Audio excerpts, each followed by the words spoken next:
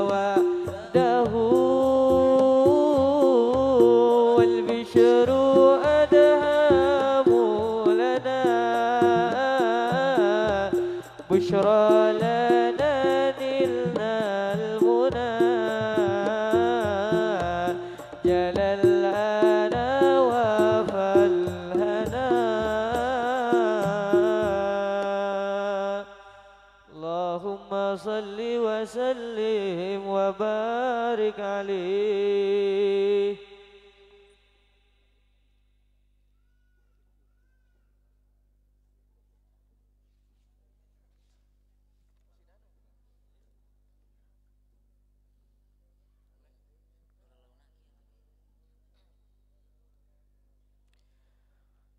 لم يهتلم قد طه مطلقا أبدا وما تساءب أصلا في مدى زماني كجنب Nabi Toha terangim penji masalamina sareng dara pisan angop dina salami zamani min hudawa bufalam tarab wa ma waqa'at babatun abadan fi jismihil hasani sataling astra al-badru alaina bizaniyatil wada wajaba syukru alaina mada'a lillahi da.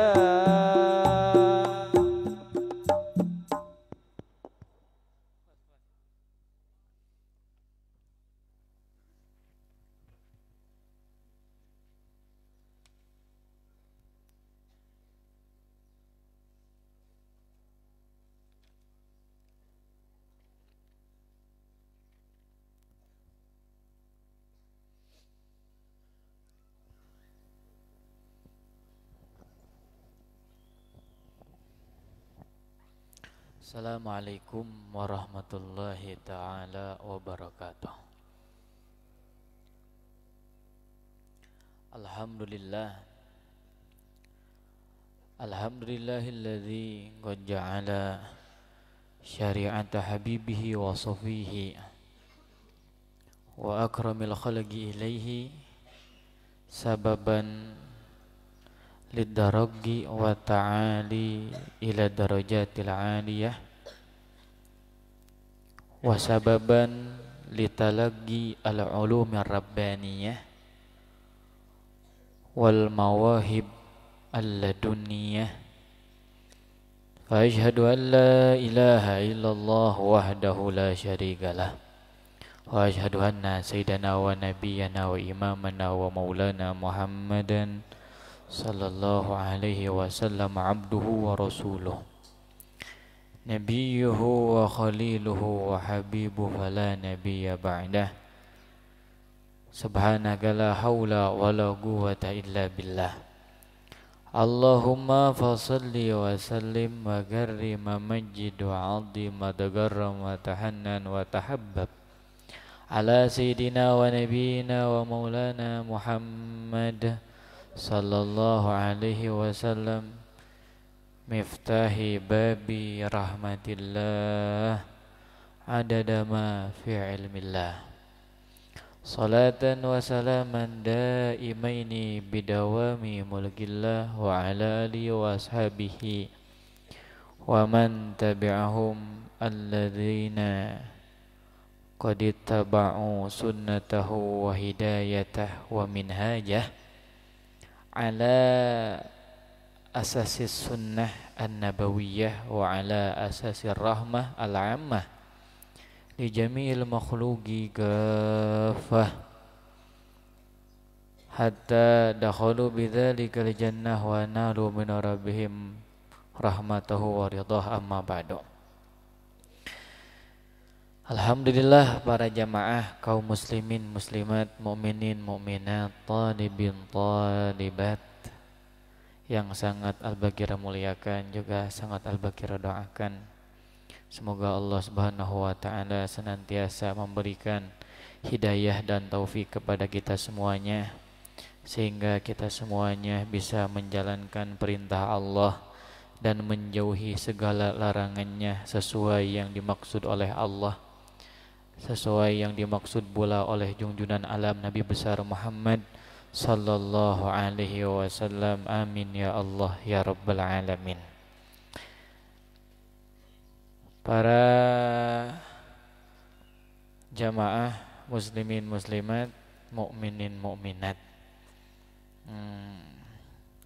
pada kesempatan kali ini kita semuanya oleh Allah masih diberikan taufik dan hidayah sehingga bisa berkumpul di suatu majelis amal ibadah yang tiada lain. Sebenarnya amal seperti ini adalah amal yang bisa menghapus kepada kesalahan-kesalahan kita yang pernah kita lakukan, di mana diisyaratkan di dalam hadis Nabi besar Muhammad sallallahu alaihi wasallam. Beliau bersabda di dalam hadisnya, ittaqillaha haitsuma kunta wa atbi'is sayyi'atal hasanata tamhuha wa khaliqin nasa bi khuluqin hasan. Di mana Nabi besar Muhammad sallallahu alaihi wasallam menjelaskan bahwa di dalam hadis tadi kita harus bertakwa kepada Allah dimanapun kita berada dan kapanpun kita ada.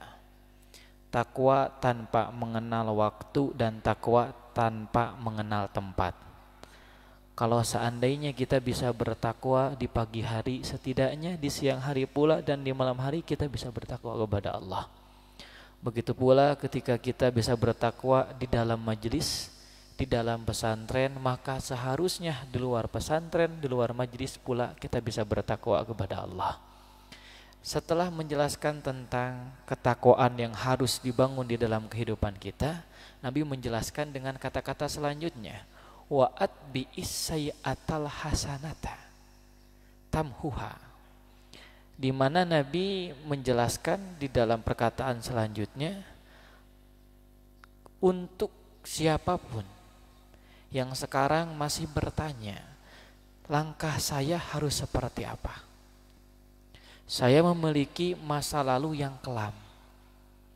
Dalam arti kelam, saya masa lalu tidak kenal Allah, jauh dari Allah, bermaksiat kepada Allah, sering meninggalkan kewajiban-kewajiban yang telah diwajibkan oleh Allah, dan sering melaksanakan perkara-perkara yang dilarang oleh Allah. Saya ingin hijrah. Langkah saya seperti apa? Saya ingin dosa saya ini diampuni oleh Allah. Ini langkah pertama saya. Ini langkah pertama yang harus dilakukan oleh seorang hamba adalah bagaimana cara dosa kita diampuni oleh Allah. Itu langkah pertama yang harus kita pikirkan. Kemudian bagaimana cara dosa kita dihapus oleh Allah. Bukan hanya diampuni, tapi dihapus. Tahu bahasa dihapus? Kalau bahasa dihapus masih ada jejaknya tidak? Tidak ada. Namanya juga dihapus. Catatan kriminalnya sudah tidak ada. Kenapa? Dihapus. Di dalam kehidupan kita bisa jadi kalau hubungan dengan manusia, kita berbuat kesalahan, kita minta maaf.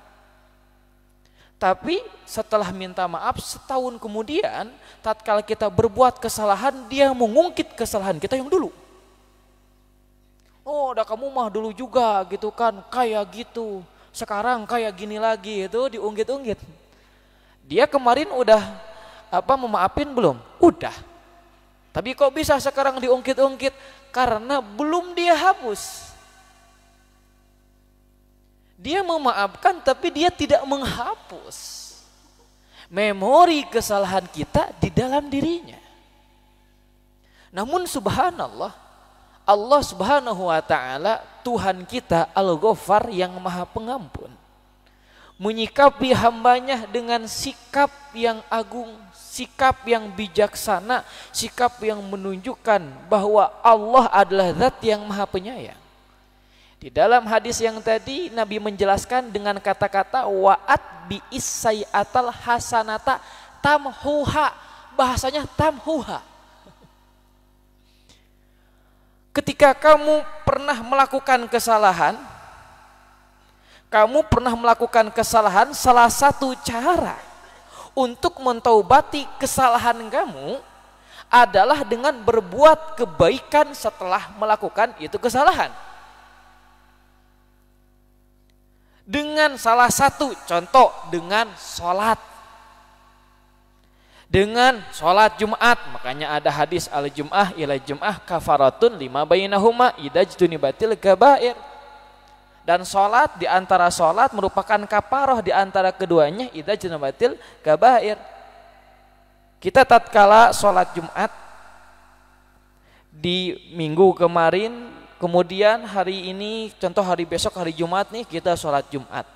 Maka sholat Jumatnya kita di hari ini kata Nabi merupakan penghapus bagi dosa kita yang kita lakukan di masa 1 minggu tersebut. Dengan catatan kalau dijauhi dosa besar. Ini Nabi menjelaskan tentang cara mentaubati dosa bukan dosa besar. Mentaubati dosa kecil, kamu lakukan kebaikan. Dengan melakukan kebaikan, dosa kecil kamu spontan akan Allah hapus dengan sebab kebaikan kamu yang dilakukan setelah keburukan kamu. Ini berbicara tentang dosa kecil. Dan bahasa dari Nabi menjelaskan, bahasanya subhanallah luar biasa, tamhuha. Bahasanya bukan tagfiru, tapi tamhu. Kenapa bahasanya tamhu? Ditatap nih sama muhaddisin. Kenapa bahasanya tamhuha? Kita melakukan keburukan, kemudian setelah melakukan keburukan, melakukan kebaikan. Tatkala kita melakukan keburukan, kita ingin menghapus keburukan kita, maka lakukan kebaikan. Kebaikan ini akan menghapus itu keburukan. Bahasanya apa? Menghapus itu keburukan. Kalau menghapus berarti sudah jelas diampuni. Dan tatkala Allah mengampuni hambanya, tidak akan ada pengungkitan dari Allah. Dan ini yang Allah jelaskan di dalam Al-Quran, afallahu amma salaf, kata Allah. Allah memaafkan sesuatu yang telah lalu, Allah maafkan, tidak akan diungkit oleh Allah. Ajaran Allah tidak pernah mengungkit kesalahan. Kalau sudah diampuni oleh Allah, ya sudah. Allah tidak akan mengungkit kesalahan kita yang terdahulu. Subhanallah, ini maha pengampunnya Allah. Tatkala Allah mengampuni dosa hambanya, Allah tidak akan mengungkit. Dan ini yang diajarkan oleh Allah. Ketika ada seseorang melakukan keburukan, kemudian melakukan kebaikan, maka di dalam hadis Nabi, kebaikan ini yang akan menghapus keburukan. Ini penjelasan dari hadis seperti itu. Penjelasan dari Al-Quran juga sama. Innal hasanat yudhibna sayyiat. Di dalam Al-Quran kata Allah, kebaikan bisa menghapus keburukan. Subhanallah, luar biasa. Kebaikan bisa menghapus keburukan. Adapun pemahaman yang tersebar luas di dalam kehidupan kita, pemahaman yang bertolak belakang dengan Al-Quran, bertolak belakang dengan hadis. Apa yang bertolak belakang dengan Al-Quran dan dengan hadis, dibalikan maknanya. Bukan kebaikan menghapus keburukan, tapi malah dibalikan, keburukan akan menghapus kebaikan.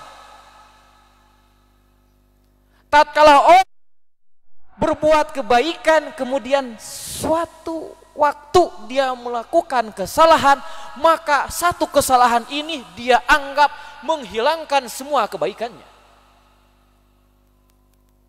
Sehingga sering sekali kita menyalahkan seseorang karena satu kesalahan, 1000 kebaikan yang sudah dia lakukan kita anggap tidak ada.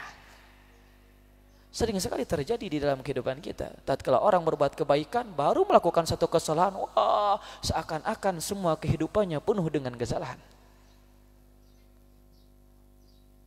Dari mana dalilnya? Mana Al-Qur'annya, mana hadisnya? Yang Allah jelaskan, yang Nabi jelaskan, kebaikan menghapus keburukan. Bukan keburukan menghapus kebaikan, lah, tidak ada. Keburukan menghapus kebaikan, yang ada juga yang keburukan, keburukan menghapus kebaikan adalah kekufuran, itu baru jelas akan menghapus kebaikan. Kalau kufur orangnya mati dalam keadaan kafir, kebaikan semuanya tidak akan dianggap oleh Allah, itu kufur. Sedangkan yang dilakukannya bukan kekufuran, lah, tidak ada pemahaman menghapus kebaikan. Subhanallah. Kalau seandainya keburukan ini akan menghapus kebaikan, setiap kali melakukan keburukan, kebaikan akan hilang.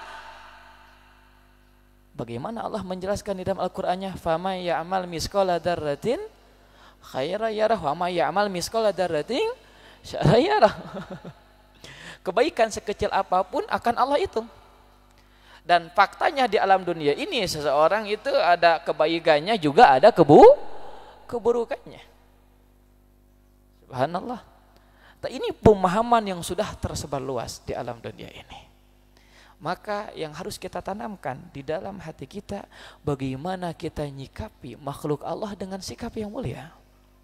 Tatkala ada orang menghadap kepada Allah, seperti apapun tampilannya, seperti apapun masa lalunya, tatkala dia menghadap kepada Allah, di dalam hadis Riyadhus Shalihin di dalam bab taubat saja dicantumkan orang yang membunuh 99 orang.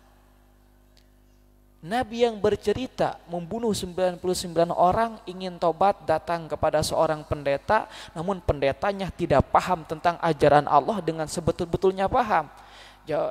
Ini orang datang kepada pendeta kemudian bercerita, wahai Tuhan, gitu kan, ini bagaimana pendapat Paduka kalau seandainya ada orang bunuh 99 orang, dia gak bercerita dirinya yang bunuhnya, enggak.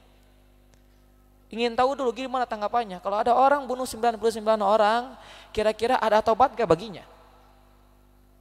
Jawaban pendetanya, 99 orang, kurang ajar itu. Apaan? Gak akan ada tobat. Wah, ini yang tadinya mau tobat, dengar jawabannya kayak gitu kan, gak akan ada tobat langsung. Kagok we paehan deui, sampunakeun jadi 100. Sempurnain jadi 100 sama pendetanya disikat.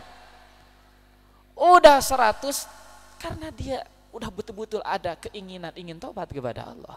Terus mencari orang yang paham bagaimana cara menghadap kepada Allah sehingga ketemu dengan ulama Allah. Dan ulama yang sungguh luar biasa, di samping ulamanya aulia, kasyaf ulamanya. Itu orang datang ke hadapan ulama dan bertanya, bagaimana pendapat Paduka kalau ada orang membunuh 100 jiwa, apakah ada tobat baginya? Kalau ada orang membunuh 100 jiwa, ada orang gak bercerita dirinya padahal dia, ada tobat gak bagi dirinya? Jawaban itu ulama, itu wali. Gimana katanya? Waman yahulu bainahu wa baina abdi. Siapa yang bisa menghalangi tobat hambanya dengan Tuhannya? Kalau dia mau tobat, gak akan ada yang bisa menghalangi alam dunia ini, gak akan. Dia mau tobat, gak akan ada yang bisa menghalangi di antara dia dan Tuhannya. Gak ada yang berhak menghalangi orang yang mau tobat kepada Allah.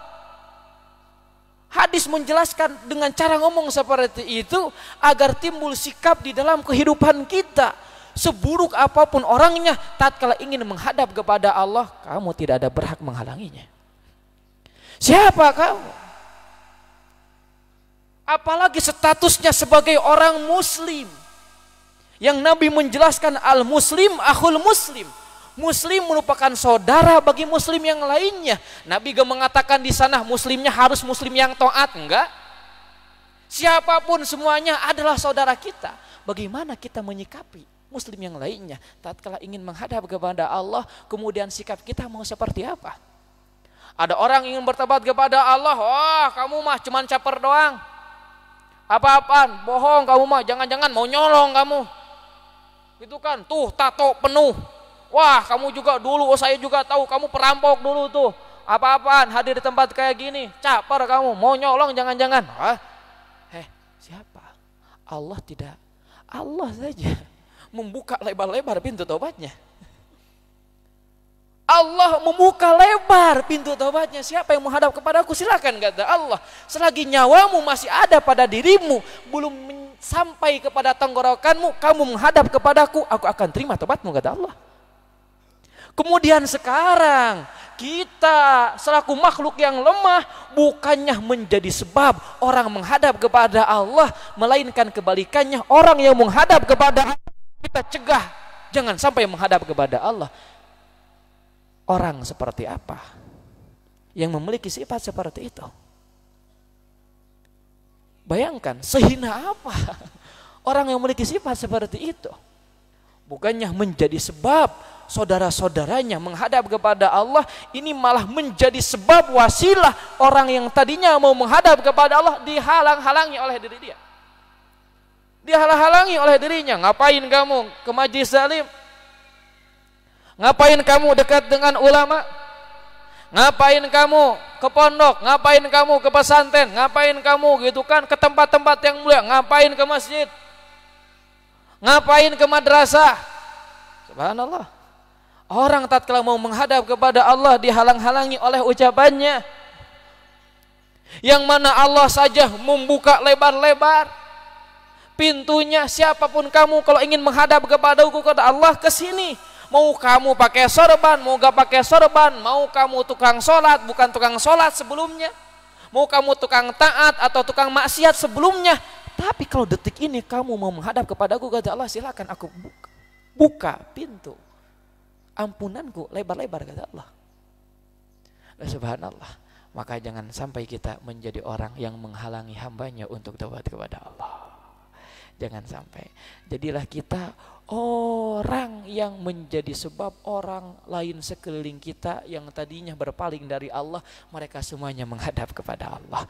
Yang sudah ada keinginan menghadap kepada Allah, kemudian tidak tahu jalannya, kita anterin langsung supaya menghadap kepada Allah. Kamu ingin taubat kepada Allah, ingin hijrah tapi gak tahu jalannya, sini ikut dengan saya hadir di majlis taklim.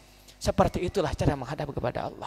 Kamu ingin menghadap kepada Allah, ingin hijrah tapi gak tahu caranya, sini ikut, mari hadir duduk dengan ulama Allah. Seperti itulah caranya. Kamu mau taubat, ingin memperbaiki agama kamu, mau umur kamu masih muda, sini masuk pesantren.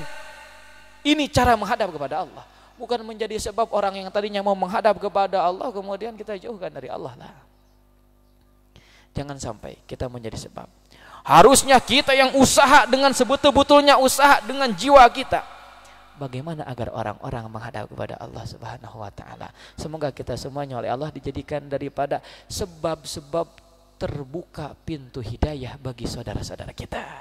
Kita digolongkan daripada golongan orang-orang yang selalu menyebarluaskan hidayah, taufik, menyebarluaskan keselamatan, kebahagiaan bagi siapapun orang sekeliling kita yang tadinya tukang maksiat, semoga menjadi taat. Yang berkaitan dengan kita yang tadinya jauh dari Allah, semoga dekat dengan Allah. Yang tadinya yang dekat dengan kita, yang tadinya tidak kenal ulama, menjadi kenal ulama. Yang dekat dengan kita, yang tadinya tidak kenal Nabi besar Muhammad sallallahu alaihi wasallam, menjadi kenal Rasulullah sallallahu alaihi wasallam. Orang-orang yang kenal dengan kita yang tadinya dia dekat dengan pintu neraka, semoga sekarang menjadi dekat dengan pintu surga. Amin ya Allah ya rabbal alamin. Bijaizina Rasulullah sallallahu alaihi wasallam. Bisi asrul Fatihah. A'udzu billahi minasyaitonir rajim. Bismillahirrahmanirrahim. Alhamdulillahi rabbil alamin arrahmanir rahim maliki yaumiddin. Iyyaka na'budu wa iyyaka nasta'in ihdinas siratal mustaqim siratal ladzina an'amta 'alaihim ghairil maghdubi 'alaihim waladdallin. Amin. Ayo adzin. Ahad minkum yadzin.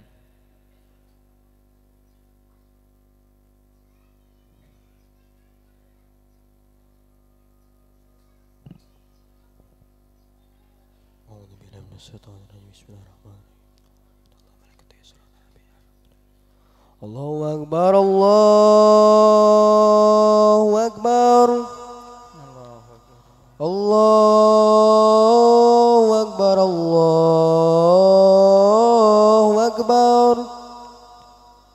Asyhadu an la ilaha illallah. Asyhadu an la ilaha illallah.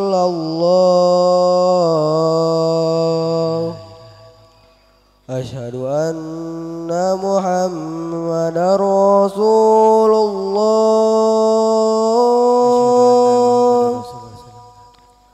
Asyhadu anna Muhammadar Rasulullah. Hayya 'alas salat.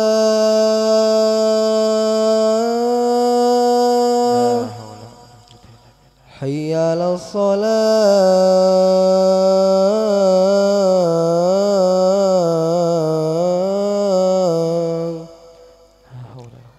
Hayya 'alal falah.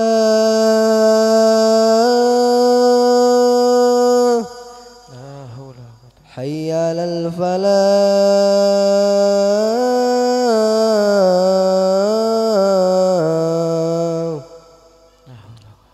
Allahu Akbar, Allahu Akbar. La ilaha illallah.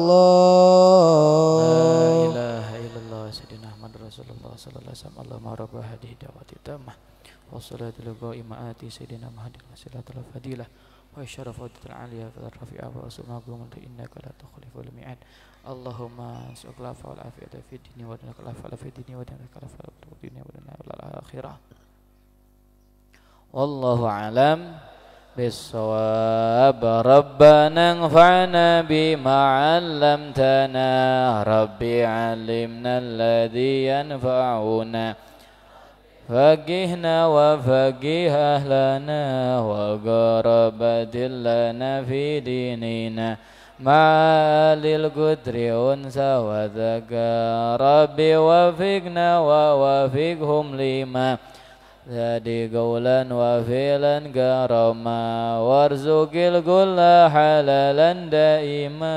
Wa akhillat ulama nada bil khairi wa nukfa kulla syar. Rabbana aslih lana kulla syun. Akhir birridha mingal uyun. Waqdi anna rabbana kulla duyun. Qabla ang tadiyana rusulul manun. Waqfiri suranda akraman satar. Wa salatullahi takshal mustafa. Lal haqi da'ana wal wafa. Bi kitabin fihi linnasi shifa. Wa ala lil kiramin syurafa. Ala sabi masabihil gurar. Amraitu kafan sabbahat fihal hasa. Wa arwadil jaysha bimain hamiri. Ma'ashi wa ma'adi wa ala durriyati wa batini wa zahiri. Amraitu kafan sabbahat fihal hasa. Ma'ashi wa ma'adi wa ala dhurriyati wa batini wa zahiri. Amraitu kafan sabbahat sawar wa dil jaysha bimain hamiri. Ala ma'ashi wa ma'adi wa ala dhurriyati ini wa zahiri. Yasiril amra alayna sur'atan. Inna dhal amra alayna azumah. Tajimina du'ana garama. Ya gariman anta rabbul gurama. Yasiril amra alay. Dan inna dalam ra alayna dhumha. Wasajimina du'ana garama. Riman anta rabbul gurama. Yasiril amra alayna sur'atan. Inna dalam laina dhuma wa sajmina du'ana karama kariman anta rabbul ghurama siril fatihah. A'udzu billahi minasyaitonir rajim. Bismillahirrahmanirrahim. Alhamdulillahirabbil alamin arrahmanir rahim maliki yaumiddin. Al-awlad ba'din qiraah ratib wa qiraah maulid khas limasa yaumil ahad qaddimha ya kayakun waktu ta'allum wasi' takriban saatul khamisah qadin taha qiraatul maulid wa qiraatul ratib saatul khamisah. Jadi jam 5 harus sudah beres baca ratib baca maulid untuk hari Minggu supaya waktu belajarnya ngajinya panjang. Jadi jangan sampai jam 5 masih maulid kan. Jadi jam 5 sudah mulai ngaji supaya waktu penjelasan